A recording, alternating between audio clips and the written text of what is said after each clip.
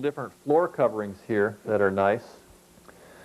Generally in the bedrooms I try to go to wool carpets most of the time because they have a lot lower potential emissions. Wool carpet's going to drastically outlast the conventional carpets. It should last for 30 years. It's easy to clean, stain resistant, naturally stain resistant. The materials I use throughout the house, they're very cost-effective materials, but they're quality materials. So they have to be compared in terms of their cost. They have to be compared to materials of similar quality. And when that happens, they actually compete very favorably for cost. Recycled content building materials can be an excellent choice because using them closes the recycling loop, but their value doesn't stop there. In many cases, they even outperform more common product choices. Plastic lumber is an example of a recycled content product that has some wonderful applications. It is durable, has a pleasant look and feel, and will not require chemical treatment. This product is made from recycled plastic bags and wood debris. You can cut, router, and fasten it just like traditional wood decking. More and more product choices are becoming available every day, and knowledgeable people are ready to help you make material choices. The Environmental Home Center is an example of an emerging trend to provide resource-efficient products to the building industry. We all love the warmth and the feel and the luster of wood, but with our new environmental awareness that is being formed in our society, a lot of times we don't think we should have wood, and we want to use it, but we want to be able to use wood guilt-free, and that's what these woods offer. All of these woods that you're seeing come from sustainable sources, or they're reclaimed from old buildings. This redwood, which we have a lot of, came from old wine casks. They were built out of redwood. They're 30 feet tall. It's a lot of wood, and it's mostly old growth. It can all be remilled into wood for trims, for decks, for railings, for anything. Strawboard's made from straw, from wheat straw, and there's lots of that around. It's a very renewable resource. The straw doesn't require as much glue as a wood would need because straw itself has a natural gluing property to it. It has the structural characteristics of particle board. It takes paint really nicely. It has a great texture to it. We also offer a latex paint, which is a water-based, low-toxic latex that has a very low VOC, which is volatile organic compounds, which is the stinky part of paint. And it is very low toxic. With the latex paints, you can get a color range of over 800 colors. You can get them in semi-gloss, flats, satins. Where you would normally have used an oil-based paint, there is a latex paint that works in a similar fashion, but it'll be very low toxic, easier on the environment, even down to when you're rinsing your paintbrushes out and how that affects the environment, not to mention you as the painter actually doing the project.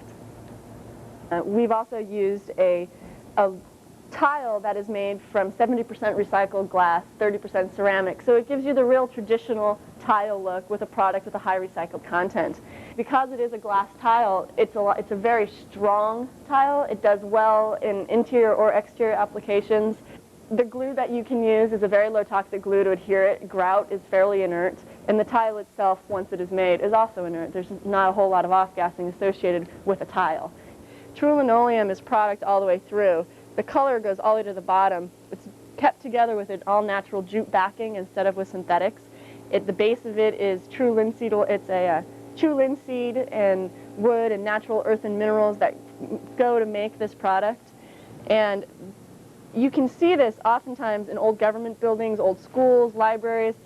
You can walk into the Sears building and it probably has a linoleum floor that's been there since the 40s. It's just going to hold up really well. If you scratch this or mar the surface, you can just take some light sandpaper, sand it right out, and bring your floor right back to the way it was, and it'll continue to look good for a very long time. Nice garage, huh? You wouldn't know it from looking at it, but this building was built with salvage materials. Salvaging and reusing demolition debris extends that material's service life. Using salvage materials such as doors, light fixtures, bricks, and framing lumber instead of virgin resources eliminates the need for processes like resource extraction and disposal. And, in most cases, it eliminates or reduces the energy needed for manufacturing and transportation. Using salvage materials, as I have done here, is a very resource-efficient choice. The materials I used in this garage are as good, if not better, than new products. And although it may not always be the case, my savings were substantial. Before using salvage materials, check with your building department to be sure they meet code requirements. Material choices not only affect the building's efficiency, they greatly affect indoor air quality.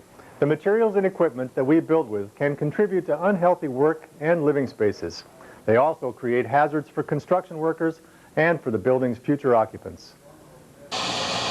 Healthy home technology is basically designed to get the off-gassing of a home down to a much lower level than a standard constructed home. And so the material product selection will be a real basis for getting that off-gassing down to a low level. The ventilation system, where you're getting the fresh air change, that gets the stuff that you aren't able to take care of on the elimination end out of the house, and so you're getting the air quality to come up. I really wouldn't have gone into environmental building or even thought it an important issue if I hadn't have been made sick myself. And I think it's one of those issues when you have first-hand experience, you get very passionate about it. I simply would have been trying to build as many homes as I could to make as much money as I could. I have a totally different concept, and so do a lot of other builders that are starting to come online, that money isn't the only issue. The health issue is important too. And so the building codes need to be thought of as minimal. They are not where you build, that you build above those standards. You increase your ventilation, you increase your bearing loads, you increase the quality of the home, and then you have a very good product. And people who are really concerned or interested in a good product will buy it. That's the fun part of building environmental homes, is that you get to see people's lives come from being sick and feeling tired and just worn out their whole life, can't concentrate, they're grumpy, they're miserable to be around, and all of a sudden they're normal people again, they're functioning, they're doing something, and it's because their environment has been cleaned up. By understanding how products affect your health, you can minimize or eliminate many of the risks. Some of the ways you can build a healthy building include: reduce or eliminate indoor air quality problems by avoiding materials and equipment that can release harmful pollutants into the indoor air. Reduce the need for toxic chemicals for cleaning and maintenance through building material choices. Install effective ventilation to clean air. Provide filtration to clean water. And provide ways to control humidity to discourage harmful biological pollutants such as mold, mildew, and dust mites. Not only will you, your family, or other building occupants feel better, you may lower medical expenses or affect other economic impacts, such as worker productivity. You've done your design work, selected your materials and systems, and now you're ready to break ground. Resource-efficient building principles extend to this part of the job as well. There are many things you can do to incorporate these practices into siting your building. Preserve natural features to reduce soil erosion, landscaping installation, and maintenance requirements. Manage surface water to avoid erosion and water pollution. Save topsoil for reuse on site. Salvage the site's native plants and include them in your landscape. Landscape so that you reduce toxic chemical and water use while encouraging wildlife. Reduce impervious surfaces to minimize runoff. Orient building site to take advantage of solar benefits, and salvage and recycle materials from unwanted buildings existing on site. By being a smart builder, you can significantly reduce the waste that you create, but inevitably, you will generate some waste. Construction, demolition, and land clearing debris is a huge waste stream.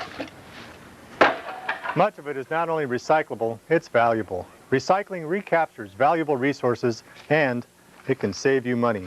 In some cases, there are significant savings. Yeah, like you said, we don't really track our debris costs anymore on a job-per-job basis. We know that it costs less money to recycle on a job. We tracked some projects early on, like the Oregon Arena project that we did for the Portland Trailblazers. On that project, which is a huge project, we saved close to $200,000 in dump fees.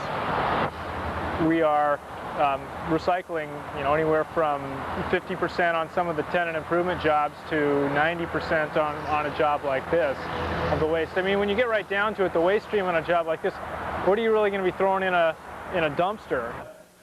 This is sort of the other end of the spectrum. This is a small tenant improvement type of job. The point that we are trying to make with this is that you can pretty much recycle on any size job. It doesn't necessarily have to be the big giant mega job in order to perform recycling efficiently and make it so that it's not a, I mean, some people think that it's, as you get smaller and smaller in scale, that you pretty much just got to chuck everything in the garbage can. And that's not necessarily true. You can do it on this type of thing. You have to be set up with the right dumpster, and you have to have the right attitude with the people on site. Recycling services vary statewide. For construction, demolition, and land clearing waste recycling locations in your area, call your local solid waste department or call toll-free 1-800-RECYCLE. No matter what kind of project you have, resource-efficient building can improve quality, marketability, and can save you money. Many state and local governments, nonprofit groups, and trade organizations are providing services to help the construction industry and the public find the information and services they need. To find out more about some of these resources, call 1-800-RECYCLE or access the solid waste website via the Department of Ecology's homepage. You'll find Ecology's homepage at www.wa.gov/ecology. You see, you don't have to be a builder to make a difference. The client is the most influential partner on a construction team, and their influence comes in the form of money. The client can influence the project by specifying resource-efficient building practices and hiring contractors with the experience and the enthusiasm to apply them. So, we've covered some pretty exciting stuff today, and I challenge you. I challenge you to make an effort to incorporate some of these ideas into your building project. Start small or go for the gusto, but do it. That's all for now, folks. Let's call it a day.